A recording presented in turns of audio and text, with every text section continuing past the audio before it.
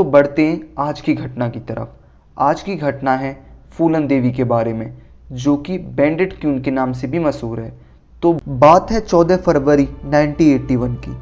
उत्तर प्रदेश के बहमई गांव में एक लड़की अपने कई साथियों के साथ पुलिस के भेष में पहुंचती है। वो सारे गांव को चारों तरफ से घेर लेती है। इसके बाद वो गांव के ही 21 मर्दों को लाइन में खड़ा करके गोलियों से भून देती है।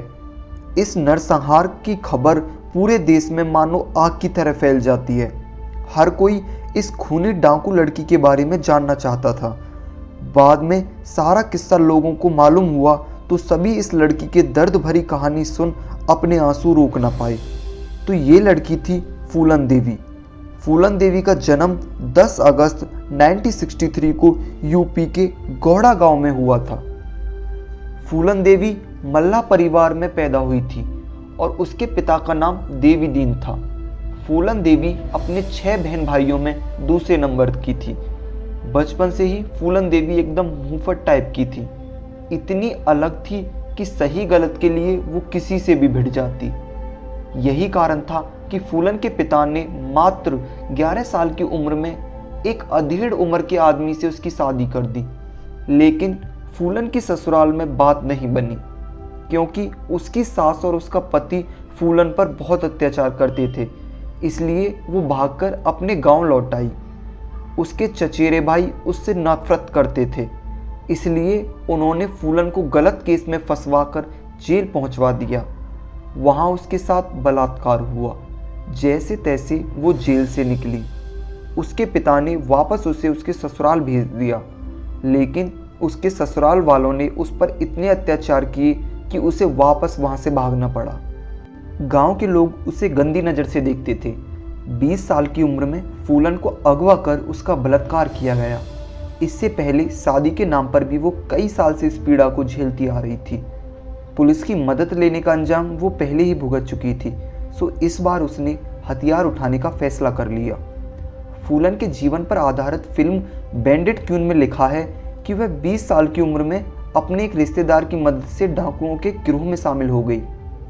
हथियार उठाने के बाद सबसे पहले फूलन अपने पति के गांव पहुंची, जहां उसने उसे घर से निकालकर लोगों की भीड़ के सामने चाकू मार दिया और सड़क किनारे अधमरे हाल में छोड़कर चली गई।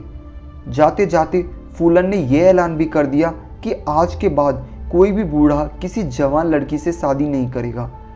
हथियार उठा लेने भर से फूलन की परिस्थितियां नहीं बदली। गिरोह में भी उसे कई प्रकार की परेशानियों का सामना करना पड़ा। गिरोह के सरदार बाबू गुज्जर का दिल फूलन देवी पर आ गया। यह बस उसकी शारीरिक भूख थी, जिसे मिटाने के लिए वह लगातार कोशिशें करता रहा। पहले उसने फूलन को बहलाने की कोशिश की। जब वह कामयाब नहीं हुआ तो एक दिन उसने फूलन के साथ जबरदस्ती की। विक्रम मल्ला, जिसका स्थान गिरोह में बाबू गुज्जर के बाद आता था, उसने इसका विरोध किया।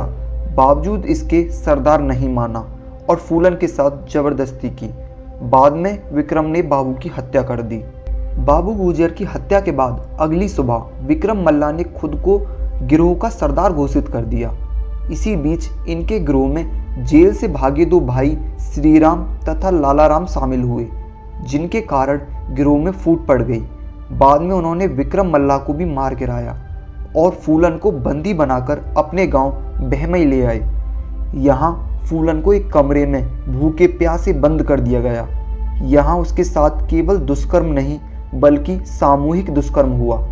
वहाँ मौजूद सभी ने बारी बारी से उसके जिस्म को जानवरों की तरह नोचा। फूलन ने इतना सहा कि शायद उसे मर जाना चाहिए था, लेकिन किस्मत ने उसके लिए कुछ और ही चुना था। उसके साथ हो रहे दुष्कर्म और दी जा रही यातनाओं की जानकारी उसके कुछ पुराने साथियों को मिली, तो वे छिपते छुपाते मौके पर पहुंचे और फूलन को वहां से बचाकर ले गए। वहां से निकलने के कुछ दिन बाद ही फूलन ने अपने साथी मान सिंह मल्लाह की सहायता से अपने पुराने मल्लाह साथियों को इकट्ठा करके गिरोह का पुनः गठन किया और खुद उसकी सरदार बनी। श्रीराम और लालाराम के चंगुल से निकलने के 7 महीने बाद फूलन देवी को वह मौका मिल गया जिसका वह इंतजार कर रही थी। 14 फरवरी 1981 को प्रतिशोध की आग में उबल रही फूलन अपने गिरोह के साथ पुलिस के भेष में बहमई गांव पहुंची, यहाँ एक शादी का आयोजन था जिसमें बाहरी गांव के लोग भी आए हुए थे।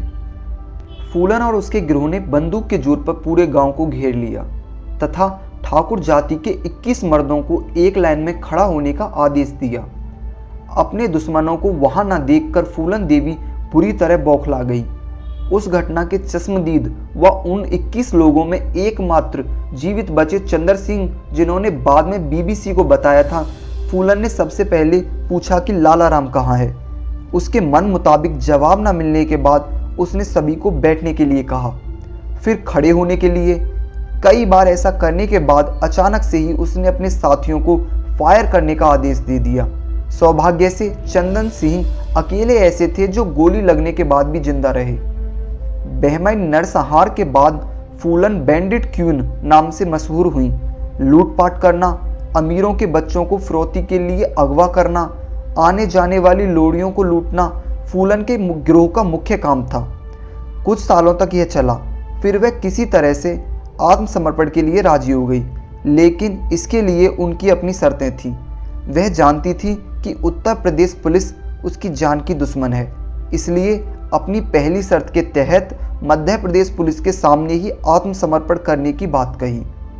दूसरी शर्त के तहत उन्होंने अपनी किसी भी साथी को सजाए मौत न देने का आग्रह किया। तीसरी शर्त के तहत उसने उस जमीन को वापस करने के लिए कहा जो उसके पिता से हड़प ली गई थी। साथ ही उसने अपने भाई को पुलिस में नौकरी देने की मांग की। फूलन की दूसरी मांग को छोड़कर पुलिस ने उसकी बाकी सभी शर्तें मान ली। इस तरह फूलन ने 13 फरवरी 1983 को मध्य प्रदेश के भिंड में आत्मसमर्पण किया। फूलन देवी पर 22 कत्ल, 30 लूटपाट तथा 18 अपहरण के मुकदमे चलाए गए। इन सभी मुकदमों की कार्यवाही में ही 11 साल बीत गए। सन 1993 में मुलायम सिंह की सरकार ने उन पर से सारे मुकदमे हटाकर उन्हें बरी करने का मन बनाया। यही नहीं, 1994 में उसे रिहा कर दिया गया। अपना अधिकांश जीवन बीहड़ और जेल में गुजारने के बाद सन 1996 में फूलन ने राजनीति में जाने की राह बनाई। समाजवादी पार्टी में टिकट से मिर्जापुर की सीट जीतकर वह सदन का हिस्सा बनी। उसका 2 बार जीतना यह दर्शाता है कि कहीं ना कहीं उसने जनता के दिल में अपनी जगह बना ली थी। 25 जुलाई 2001 को उनके आवास के सामने ही शेर सिंह राणा नामक व्यक्ति ने उसकी गोली मारकर हत्या कर दी। हत्या के बाद शेर सिंह राणा ने इस बात को स्वीकार किया कि उसने फूलन देवी को मारकर बहमई में नरसंहार का बदला लिया। उसने यह भी कहा कि उसने बदला लेना भी फूलन देवी से ही सीखा। फूलन देवी को लेकर लोगों की अलग अलग राय हैं। कुछ उसे नरसंहार के रूप में देखते हैं तो किसी के लिए वो दुष्टों का नाश करने वाली देवी थी।